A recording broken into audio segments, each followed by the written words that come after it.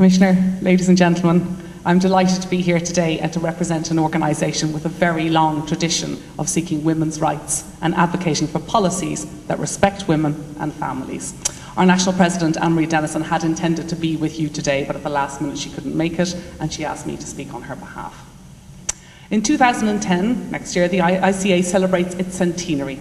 This provides us with a long organisation memory and track record in the campaigns which have advanced our legal, our economic and our social rights. Our many thousands of members come from all walks of life, and they have worked right across the employment sectors at every level of employment throughout the past century. The changes for women have come about for a range of reasons, but fundamentally because women themselves have campaigned tirelessly. But just as we can acknowledge changes which provide more access and equal treatment for women in education and in employment, we are very aware that not everything has been achieved. The ESRI report published this morning has been a timely reminder of just how complex these issues are, and how, despite progress, women are still in a less favourable position as workers when compared to men. The challenge to continue in the right direction is even more justifiable now in a time of economic downturn. Other speakers have been dealing with other particular issues affecting women in and out of work in this crisis. I want to remind you briefly about how far we have come as working women, and to flag how easy it is to lose ground. I also want to refer to the interconnected nature of the policies, how progress in one area over a long period can be undermined by bad decisions in another area.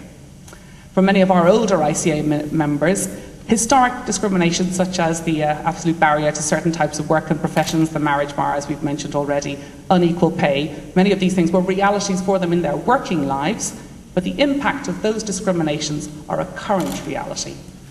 Many now live on tiny pensions based on unequal pay, short working lives and working in low-paid sectors. Today these women face the added pressure of seeing whatever small safety net or small savings or investment they had built disappear due to the lack of proper oversight of a relatively small number of powerful decision makers in the financial and other sectors. So for ICA members currently in employment, there are increasing anxieties with the combination of threat to jobs, pay reductions, negative property equity and the possibility of higher and further taxes. Women working in the agricultural sector are a case in point, where family farm income is being squeezed and the option for other jobs to supplement that income is severely limited. Add to that the impact of cuts on income and the cuts in Teagasc, which means that in the areas of training and other supports, farming as an occupation is being undermined. Training is vital for the long-term job prospects in farming, but also to the sustainability of farming generally. As a family organisation, the ICA is the Irish member of CUFSC, which is the European Network of Family Organisations.